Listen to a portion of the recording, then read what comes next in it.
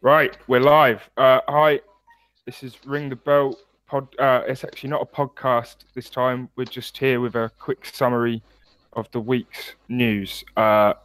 Nathan, what have you got to say on this upcoming Kell Brook card, man? I'm looking forward to it. I shall be watching it. It's Mm, one of the fights that I'm looking forward to is Lenroy Thomas against Dave Allen. yes, very excited for this fight. The press conference was good, actually. They was biting at each other a lot, and it does look interesting. Dave Allen was respectful, obviously, because he had the loss in his last fight, so he can't come in there all guns blazing, being talking like a bad man when you lost. So yeah, it is an interesting fight. Hopefully, Allen comes through and gets the win. Lemroy Thomas looks very confident though, and he's got Kenny Porter in his corner again for this fight. So that is a tiny bit of a worry because he did look a lot better when Kenny Porter was training him. So, uh, yeah. What are your thoughts on that, Nathan? On Kenny Porter training him. Mm, God, he's training Lenroy Thomas. yeah, Oh dear, that could be trouble yeah, for Dave, yeah, to be honest. yeah. The thing with Dave, I so badly want him to win this, but I just don't think he's got the talent. Do you? Yeah, this is the sad thing. I just don't think Um, he's got the talent. I actually do think he's got the talent, but I think your microphone made a weird sound there. Oh, Uh, so I, d- I was just probably. That's okay. I don't think he's got the talent, but I do think he's got the heart, and I think he can win this fight. I think Lenroy Thomas fades later in fights, so I hope. we'll yeah, we'll see, we'll see. Another good fight on this card, lower down, is Lee Appleyard versus Atif Shafiq. Uh, 12-3 Lee Appleyard versus 18-2 Atif Shafiq. It's a good little sort of British level fight. I'm excited for that one.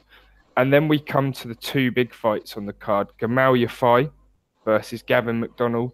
This we talked about this on the podcast, so we don't need to go over this in too much detail. But this It's is a going to be good little close. scrap. Then, yeah, it's hard to call. Um, I can see either guy winning this fight by different means.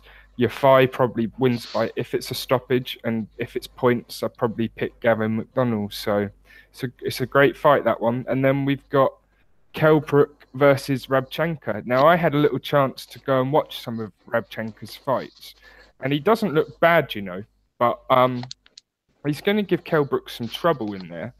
I think if Kell Brook isn't properly on his game. What do you think about this fight? I think Kel should he really have chosen a guy who's this sort of level as a comeback? That's my biggest concern where he slipped up because he hasn't had the ring practice. That's my biggest fear. I'm gonna share the screen for his record quickly because we should just quickly take a look at it. The problem with it is he's beaten a lot of nobodies and lost to people that Kell Brook would you'd pick Kell Brook to beat Anthony Mundine, right? Oh yeah, You'd pick him to beat Tony Harrison as definitely. well. So yeah, the thing You would, yeah. the thing is that there's levels, and I think if Kell Brook's still got any heart left in the sport, he should deal with this guy fairly But comfortably, in my opinion. if my worst fear is that Kelbrook wins it but looks terrible in winning it and wins it on a silly split decision or something, then he needs to walk away.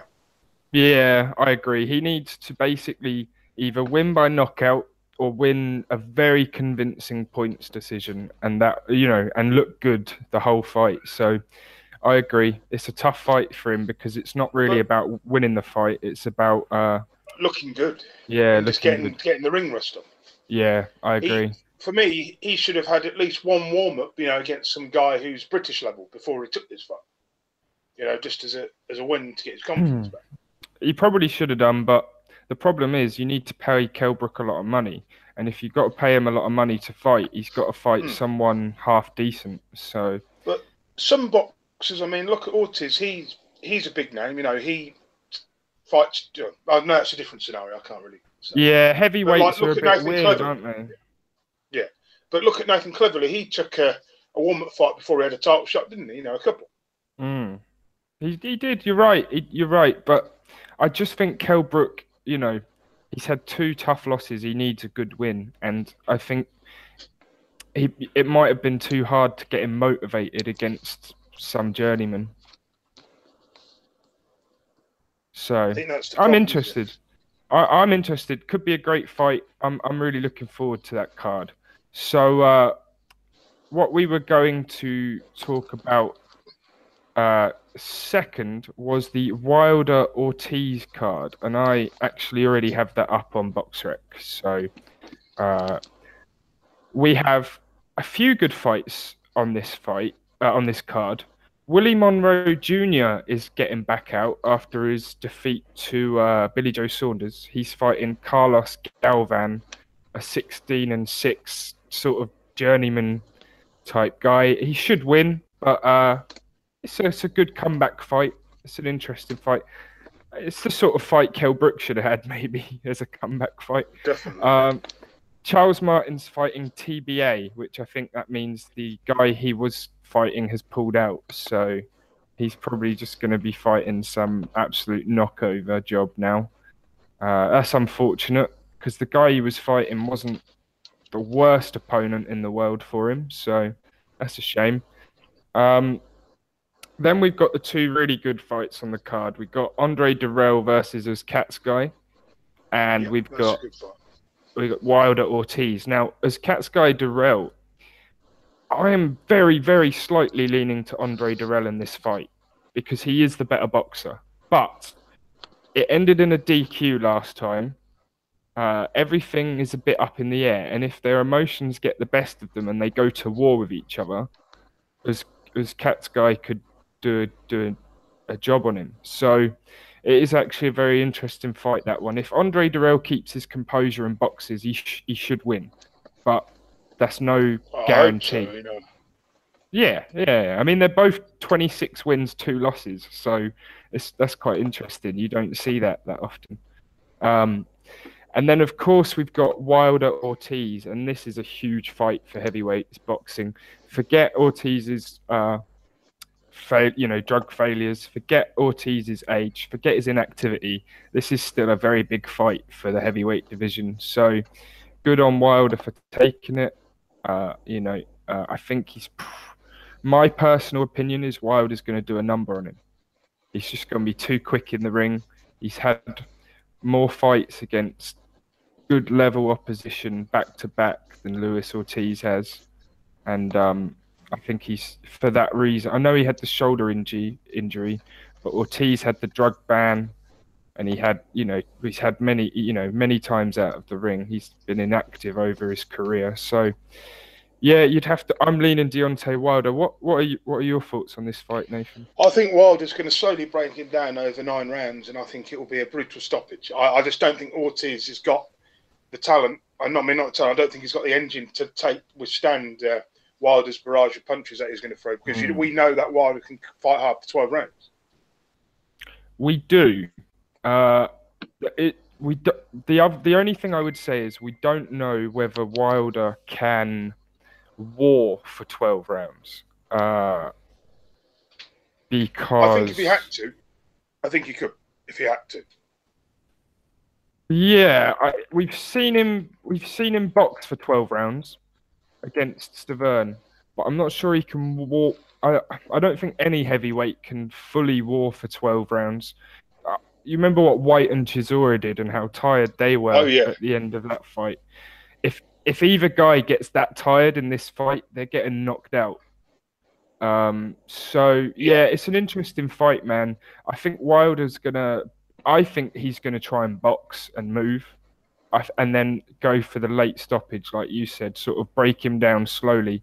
I don't think he's going to try and blast him out of there, because if you rush in against Ortiz, he will catch you, and you don't want to get caught by him, because power is the last thing to go in an aging fighter. That's always been the saying.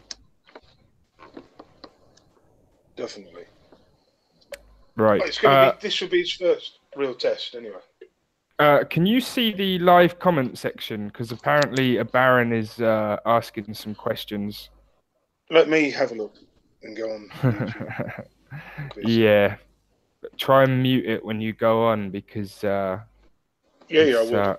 It'll echo back. But yeah, I've got to get a second screen sooner, Baron. And once I've got my second screen up, I'll be able to have the live chat on one screen and all of the articles I'm reading from and everything on another screen. So then it will be fine. But for now, I'm gonna have to get Nathan to check I've the got live it up chat. on my screen. Yeah. Sing's asking, Durrell brothers are a bunch of sissies. They are sometimes, man. I've seen both of them, not necessarily quit, but just leave it in the ring. And I think that's a fair enough assessment, but I don't like to be as harsh as that personally. I think Andre Durrell is a very good boxer. I don't think there's any questioning that, and I've enjoyed watching him in some fights. So yeah, I don't mind the Durrell brothers too much. I think they've got a good style to watch. So yeah, I can understand where you're coming from though with that because those two losses on Durrell's record could have been wins if he'd put in a bit more effort, if I remember correctly. I'm going to bring up his record before I say that. Yeah, he lost to De Hale, and that was a damn close fight, you have to say. And he lost to Froch on a split decision, and you'd have to say again, I think he won that fight. Yeah, if he'd have put 10% more in, he definitely would have won that fight. So for Durrell, it's a weird one. It's not that he's a sissy, but it's that he leaves it in the ring a little bit on the big occasions sometimes. I think that is fair to say. Yeah, so that's an interesting card, and that was an interesting comment from. Thank you for that. Thanks for throwing that my way. That was it was good to answer. No, it's good. Anybody else that has questions that's watching, please leave in the comment section, or and we'll get Nathan to hopefully keep an eye on that. Right, let's move on to our next topic, which I think we should discuss because this is just hilarious. This was the Groves confusion over the IBO title. Now, I don't think George Groves was very confused. I think the ring announcer was confused and ITV were confused because they read him out as the IBO champion, right? After he beat Eubank Jr. and he hadn't even applied for it. So, do you think he did this to troll Eubank Jr.? Possibly, but maybe the IBO are so in love with Eubank that they want him in. Does make you wonder, doesn't it? Not really, because it's not very expensive to pay for the sanctioning fees. What would the sanctioning fees for be? the IBO? 20 grand? Yeah, it's cheap, man. It's cheap, and a lot of champions have kept that title. It's once you've got a world title already, adding the IBO is a good belt. But I think he did it to troll Eubank Jr. entirely. I think he just thought, I'm going to drop that belt and make it look worthless, just to rub it in. That's my personal opinion. Yeah, I think so. It's funny. So I was reading here that in 2008 was defending his IBO title versus Paulie Malignaggi, even though Malignaggi was not sanctioned and eventually lost. And then it's happened a few times, but had the same thing George Groves did. But I think theirs was an accident. I think they didn't realize you had to enter negotiations with the IBO. So I think he actually celebrated with the IBO championship, and he was quite upset that they took it off him. So yeah, that's interesting. It's an interesting little bit of history there. So yeah, it's fascinating. So Eubank Jr. is eligible to fight for the belt again, but I think that would be really, stupid. Yeah, I think Eubank Jr. should fight Tommy Langford personally. But I'm not being funny. Chris Eubank Jr. will probably say, "Yeah, I'll pick that belt up again, and I'll just keep defending it, and people still keep paying for it." There is no ITV pay-per-view for him. That's ended. No, I agree. Nobody's going to want to pay for pay-per-view with him with no belt, even if it's for the IBO again. His charade has been it's ended. It's come smashed. to an end for the time being. He has to rebuild the right way. He has to rebuild against tough fighters. I think he should fight the likes of if he's going to stay at 168, maybe Rocky Fielding, someone like that. Yeah, do you think that would be a tough fight for him? I still think that would be a tough fight for him, don't you? I think he'd win it. I think it's a tough fight for him, but I think he's got too much for Rocky Fielding. Oh yeah. I think that stoppage Callum Smith put on Rocky Fielding kind of. Do you think we've been a bit too harsh on Eubank because he's got talent? He's better than most of the British guys at some middleweight. I still think he'd beat Martin Merrick. That's what I believe. Yeah, but that again, that's the problem.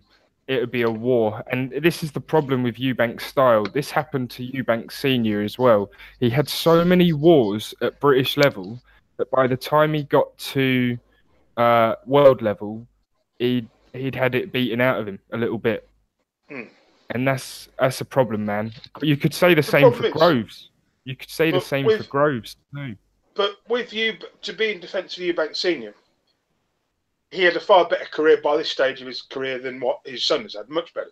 He fought some world-class fighters, more than what his son had ever fought. That's the difference, Let's check that though, because Eubank Senior. Well, he did. If you look at the match, he had a lot of fights though. He had a lot of fights. So let's check. Again, it's rubbish, but this is what I mean. So did he buy that? And let's check. But remember, the WBO was as valuable as what the IBO is now back then.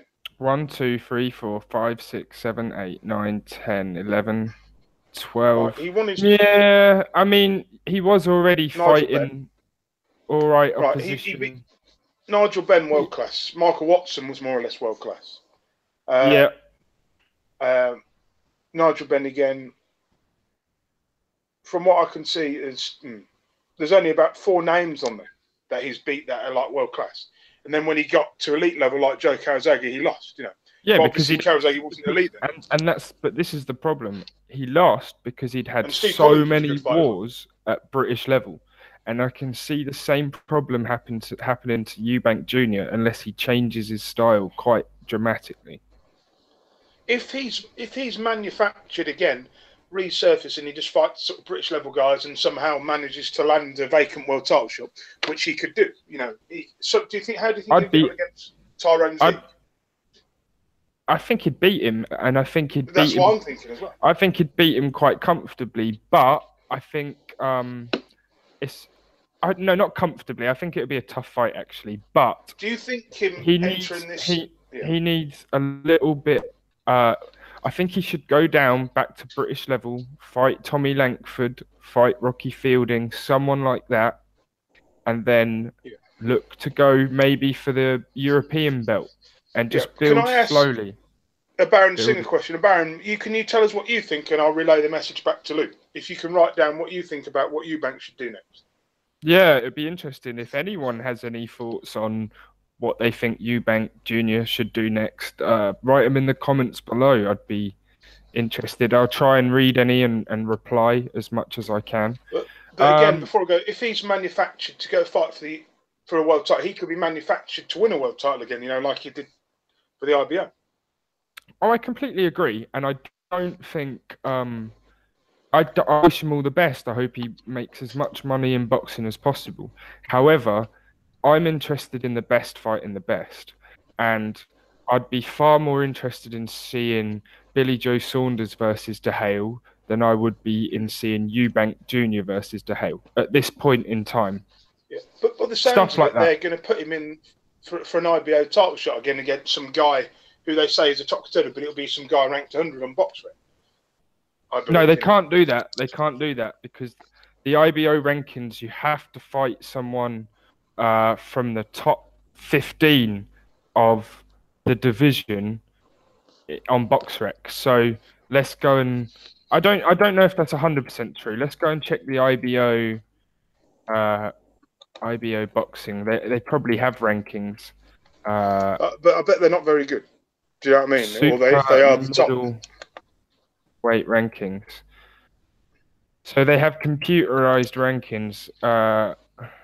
It's a load of bull. Super middleweight. Okay, so Callum Smith's number 1. Jesse Hart, Andre Durrell, Arthur Abraham, Tyrone Zoiga, Jurgen Bremer, Caleb Truex, Fedor Chudinov, Anthony Durrell, Avni Yildirim, Julio Cesar Chavez Jr. It'll probably be Rocky Fielding, won't it? Wouldn't surprise you.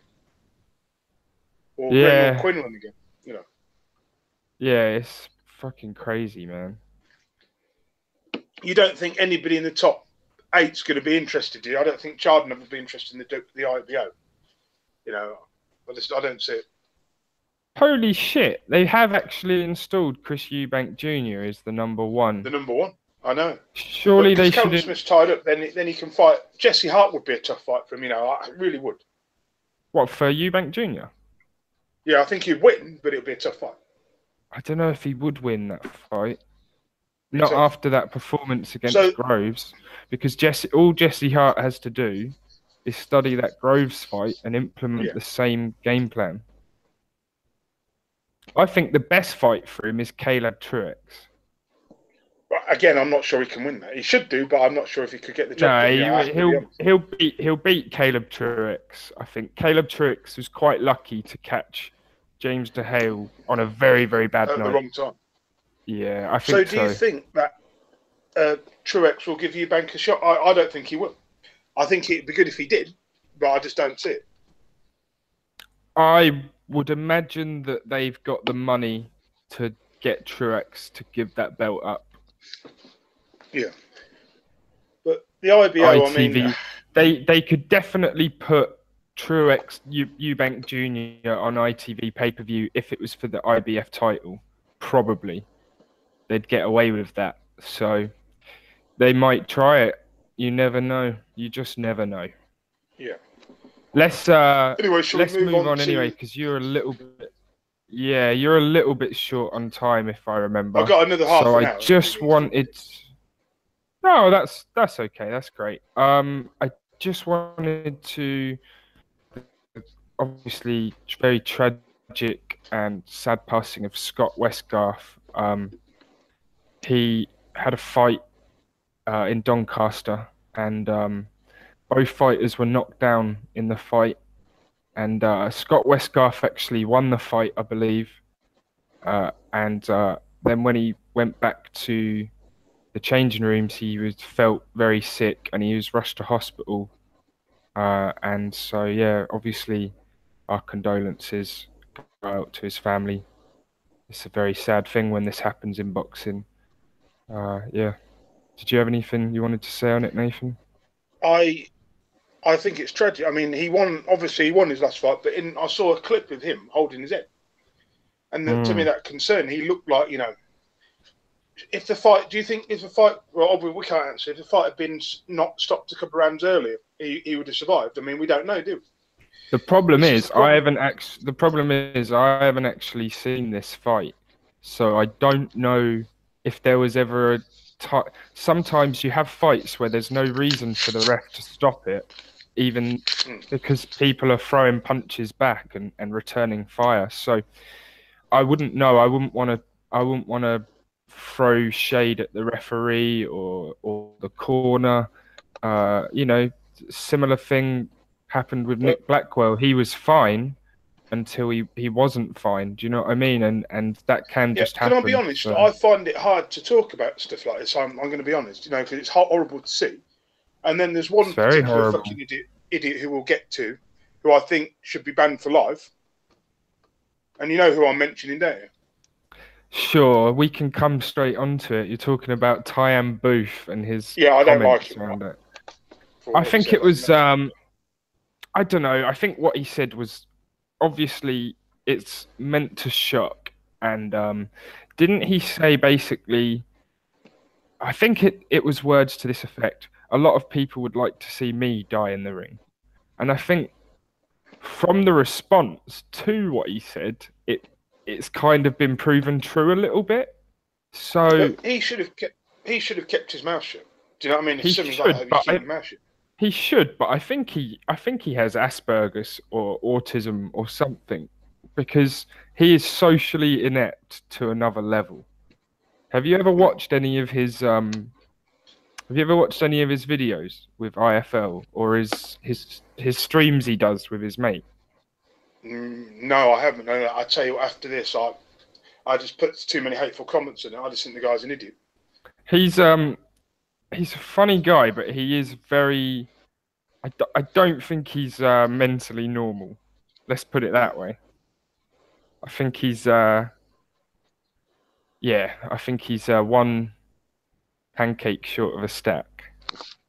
So it's hard to judge too much, but yeah. But the minute you say something distasteful that when someone's just passed away, I think that's classless. It's not a good look. I don't think he was saying anything bad about Scott though. Do you know? He wasn't saying, "Oh, he's glad it happened" or anything like that. He did say it's a tragedy, but it's just yeah. Whoa, what's going on there, Nath? I'm just had to leave the room a second. Couldn't sit down there. Fair. Yeah, it is tasteless. It's bad timing, but I don't think he was trying to be offensive to the family or to Scott himself. And if you actually look at some of the comments he's got after saying that, a lot of people probably would like to see him die in the ring too. So in some sense, what he said was true a little bit. Like they say in life, if you've got nothing nice to say sometimes, don't say nothing at all. Do you know what I mean? Sure. But, you know, you never know what's going on in his head. Maybe he's just whacked out. It's hard to say. I advise anyone to go and watch his to me, it sounds like you're making excuses for the idiot. That's what it sounds like, but we'll leave it there with him. Go and watch. Hang on, no, quickly, because I've got to respond to that. Go and watch his YouTube videos, and you'll see that he is not correct in the head. Oh, so you reckon he might be Asperger's or something? Might be, man. Might well be. Okay. Anyway, we will leave that there because he has actually had his license revoked. We'll move on. Did you hear about Okay, we'll do Frampton. Yeah, we'll come to that. That's a fascinating story. This is going to be a long drawn out legal battle. Now, it's really interesting that this has happened with McGuigan, because didn't he have the exact same thing happen to him? Yeah. In his career. Yeah, I think he did. From what I remember watching a documentary about McGuigan, he had a long legal battle with one of his promoters about pretty much the exact same thing. So he's taken that, what happened to him, and fucking done so shocking. As previously reported by BoxingScene.com, a very tense legal battle began earlier this week at the High End between former world champion Carl Frampton and his ex-manager and promoter Barry McGuigan. Frampton claims that he finally parted ways with McGuigan last year after the taxman called the boxers home about a $397,000 company VAT bill. God. So basically, McGuigan wasn't even a fit for his boxer, even though he said he was. It's really bad, man. But here's another problem, right? To me, it clearly seems like Frampton and McGuigan committed fraud. Yeah. Because, do you remember that fight that was cancelled?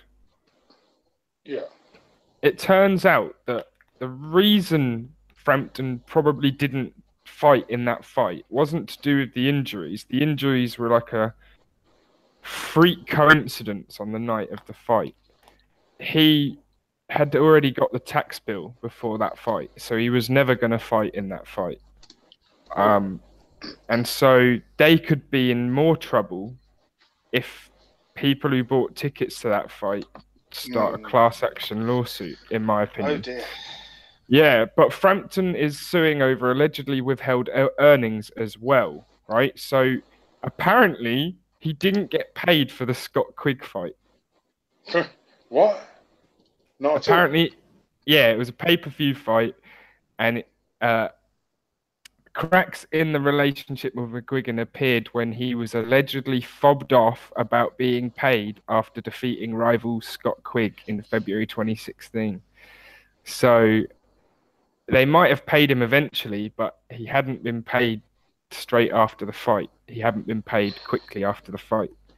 So all of it's looking shocking, man. It's looking very, very bad. It's actually a very complicated legal issue though, because the way McGuigan set it up is that McGuigan was the promoter and manager, and Eddie Hearn actually talked about this quite a few times in interviews. He was having digs about this. He said you should never have a promoter and manager be the same person. That's too much of a conflict of interest. And so McGuigan put his brother's name as the manager, even though he was the manager as well. So it's going to be really interesting how this goes in the long run. Yeah, so Frampton alleged the McGuigans took advantage of asking them to lodge large sums of money. Not only were they not paying him, not paying his taxes, putting him in shit fights with that crazy Mexican guy. They were also trying to bilk his parents for large sums of money. What? You can't court was told of Previously, the court was told of disputed allegations. Frampton's parents lodged up to £1 million in Mr. McGuigan's bank account in Belfast. What?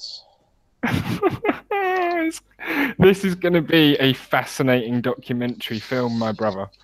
When all of this is said and done, when we get all the evidence and we get the verdict, this is going to make for the McGuigan documentary 2.0. With all this, from screwed, been easier from screwed to screwer. If he'd just gone to Eddie Hearn in the first place, I know he didn't like Eddie Hearn, that's why he didn't go. But if he'd gone to Eddie Hearn, he wouldn't have had. Or at least Eddie Hearn wouldn't have fucked him over. Yeah, why did he leave? Was he ever with Frank Warren? He was with Eddie Hearn first, then he left, and then I think he might have been with Warren before, I'm not sure. But I know he was with Hearn before. And now he's just got really messy. Warren. Yeah.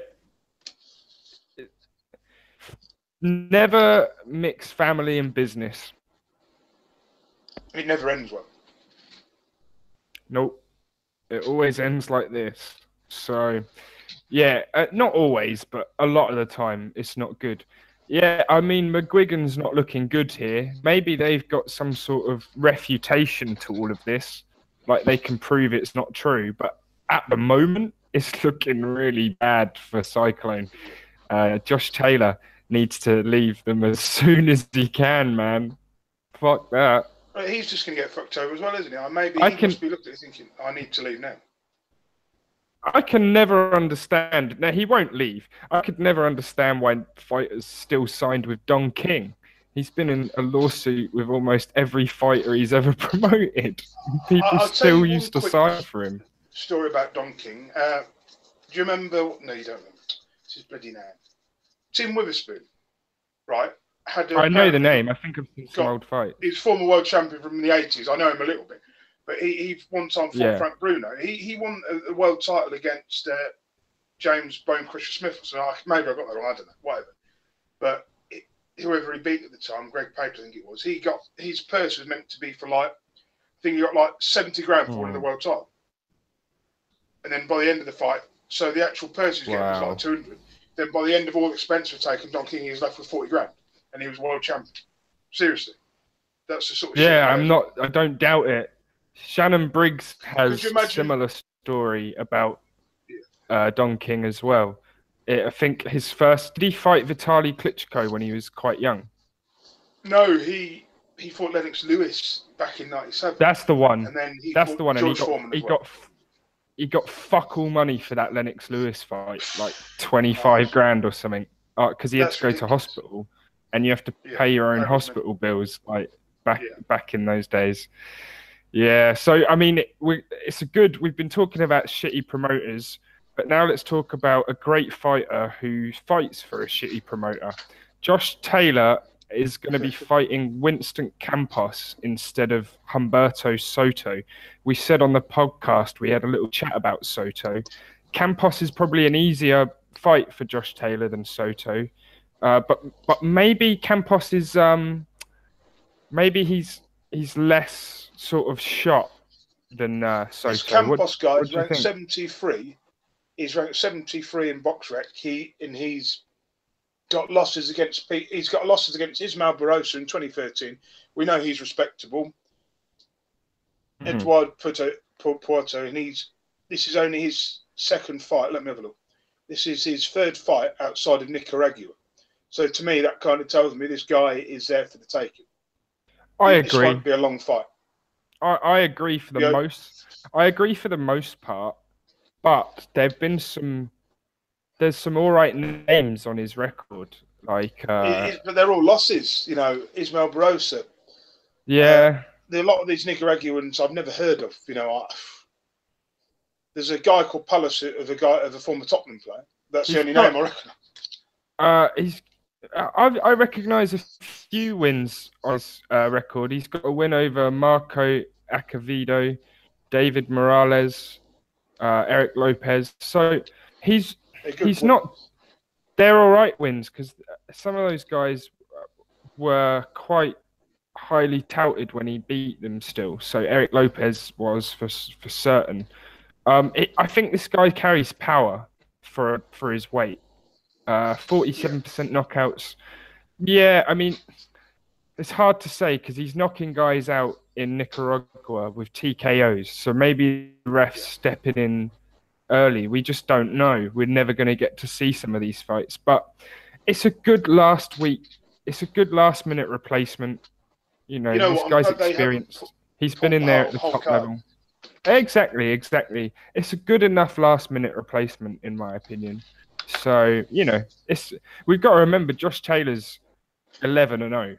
So it's not a bad fight. He doesn't fight like an 11-0 fighter. This is what No. Sure, but it's not a bad fight for someone. Would you pick Josh Taylor to beat Luke Campbell? Well, he's bigger than Luke Campbell. I mean, if they were in the same, obviously, no, sorry, that's a stupid thing. Different weights. I don't know why I even said that. Well, I mean, Luke Campbell is a big lightweight, so he could move up to 140. But would I pick him to beat him? I wouldn't put him in there right now. I think it would be too close right now. I think you'd have to give him 3 more fights. And then, yes, I would probably pick him to beat him. I think Josh Taylor has more upside for sure. What are the other fights on the card? I mean, I'm going to pick Josh Taylor to win in 5 or 6 rounds because I think he's going to have too much for this guy. Yeah, there's actually a really good fight on the card. We've got Jason Easton versus Glenn Foote. Glenn Foote's 21-3. Jason Easton's 11-0. Glenn Foote could old man him. He could out-experience him. Jason Easton might be fresher. Might win down the stretch. I think Jason Easton's the better boxer personally, but it's a close fight. Glenn Foote is not a bad operator, especially at British level. So, yeah. See what else fights. It's obviously it's a pretty bare card, isn't it? Really, you got Chantel. Yeah, Chantel Cameron defending the IBO. Yeah, and you got Charlie Flynn versus Ryan Collins for the Celtic lightweight title. It's not a terrible card, but the thing is, David Haye hasn't got a lot of. Not David Haye. Cyclone don't have a lot of money to be putting on big cards right now, do they? They've got a legal battle that's going to cost them a lot of money. Definitely, yeah. I mean, what was I going to say? There's one more thing. You know, looking at the belts at the light welterweight division, there's a lot of vacant belts. I've just been on BoxRec. You know, stuff like surely Josh Taylor in his next fight could go into a world title shot, you know, in a vacant world title shot. Do you think he's ready? I think he is. I think he is ready, but I wouldn't put him in there. If I was his promoter, I would want him to beat one or two more fringe world level guys. I know he's 27. I know he's was an amazing amateur, but I would just there's nothing like experience in the pro ring, and you see what happened to Lomachenko when they threw him too deep too quickly. Yeah. You don't want to do that. Get him a stupid loss for no reason. So no, I would keep doing what they're doing with him. Give him two more of these fights, and then look for the world title fight for sure. It's all getting a bit messy, isn't it, really? I mean, with that division, the amount of vacant belts, obviously because Mr. Crawford went up to welterweight. Sure, it'll be cleaned up in no time, that problem. There'll be plenty of guys happy to grab those belts. Plenty. Maybe Terry Flanagan will get one in the very near future. Yeah, against... he's fighting Maurice Hooker, isn't he? So yeah, yep. Right, let's this is one last thing I wanted to touch on very quickly. It's a fight that's not really being talked about much. I think I can understand why, but I think it's a good fight. Oh no, sorry, but we can go to that fight. I was going to talk about. You're going to talk about first. Scott Quigg, Oscar Valdez, March 10th. Yeah, that's big fight. People underestimate Quigg, and I think Valdez is a little bit possibly overrated, and so I think it's a much closer fight than a lot of other people are saying. People are making Valdez a wide favourite. What do you think? I think Quigg is good enough to get the win. Don't forget, he's been a world champion. We're not talking about some average Joe here. He was very bad in his last fight, though. That was my one concern. But his last fight was against an absolute nobody. Yeah, I agree. Motivation. I think he's going to be up for this fight. I think he's going to absolutely go to war with Valdez, and I don't think he would win in a box. I don't think he can win on points, but I think he's got the power to stop Valdez. Yeah, and that's going to be interesting. So I'm leaning towards Scott Quigg. Maybe I'm just biased because he's British, but I think Valdez is probably the favourite. I do understand why he is, but I just want Quigg to win. It would be so big if he wins this fight, because I don't think many people are talking about it, and Scott Quigg's name hasn't been on anyone's lips since the Frampton defeat, really. So it would get him right back in the featherweight. He needs to win it anyway. I mean, there's no way about that. Definitely. There's no coming back if he loses this fight. There is because he's still young enough, but this is a tough one. He could still drop back down, couldn't he, to super bantam again if the worst came to the worst. That's true. That's very true. That's very true. But like you say, his defence. Sorry, move on anyway. Well, that's a fair point. His defence is pretty bad, and so my worry is that he could himself get stopped in this fight too. So, I think Valdez has a lot of power himself. He's 23-0 with 19 knockouts. So it's that's no joke for featherweight. That's an amazing knockout ratio, really, when you think about it. So yeah, Scott Quigg probably up against it. I do change my mind. I'd probably make Valdez the favourite, but I still want Scott Quigg to win. Come on, Quigg. So do I. You can do it. No more sticking crayons up your nose, though. The next card, which was Sergio Kovalev against Igor, I can't pronounce his name. Mkhitaryan. Call him Mkhitaryan. Yeah. And Igor's record is 21 wins and 1 loss. And he's ranked 11 in box rec. But by the looks of his record, again, he's beaten one name I recognise, Thomas Houston, and that's about it. But everybody else is it's cannon fodder. He's beat Alexei Kuzminski, who lost to Nathan Clevery about 7 years ago. Yeah, I remember that. That's the only name. I actually remember that cleverly fight. Let's have a little look at this event because I didn't. That's not the fight that interests me. It's a good comeback fight for Kovalev, but the fight that really interests me on this card is Dimitri Bivol versus Sullivan Barrera. Oh, that's a great fight. Great fight. That's a real good fight for me because Sullivan Barrera, his only loss was to Andre Ward, right? Yeah. And everything else he's done perfectly. And so if Bivol's the real deal, this is a step up for Bivol. It's a huge step up. This is going to tell us if Bivol is actually the real deal or not. And if he's not, he will lose this fight badly. Well, he needs it. I think this is going to be closer than what we think it's going to be. I don't know. We might see an upset here. I agree. It's possible. Do you think this is a step up too soon for Bivol? Because he hasn't really Possibly.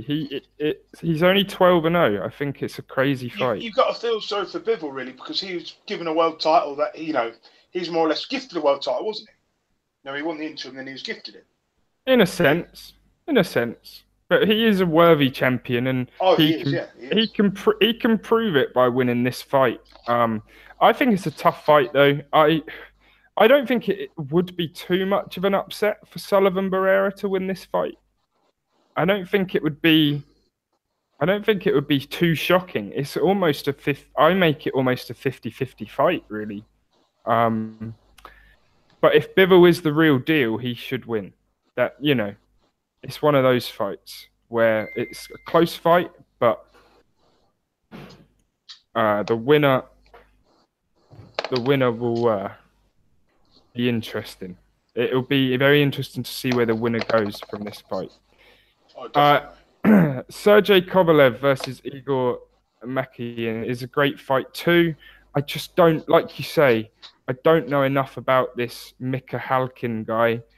I don't know enough about his opposition, so it's hard to judge. There's another fighter on this bill, Cassius Chaney, who's a heavyweight, American heavyweight.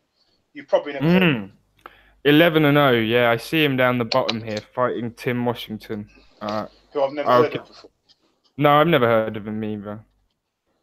But Cassius Chaney looks big. He's 6'6". I'll be he is already 30 though. What is it with all these heavyweights and starting to box? In America, yeah. Especially those Americans. Joe Joyce. Yeah, but he's a world. We know. Yeah, but Joe Joyce and who's the other one? He fought on the Sky card. He looked absolutely terrible. From Chelsea. Oh God, I can't remember. You remember who though? He's 30 as well. There's a few guys. They just come to the sport too late, I think. But it'll still be interesting to see him on the card. I'll be an exception to the rule, but only just. Maybe because he was a good amateur, but I just mean in general, why are these guys starting so late? Yeah, for sure. Right, man. It's getting late here, so I'm gonna wrap stuff up. I will catch you very soon. Thank you for coming on. I will put a link to your channel. Monday. Yes, either Monday or Tuesday. I will let you know. There's a lot of boxing on again this weekend, so it might take. Okay, we'll pick the best. Yeah, for sure. Okay, bye. All right. Peace out, everyone.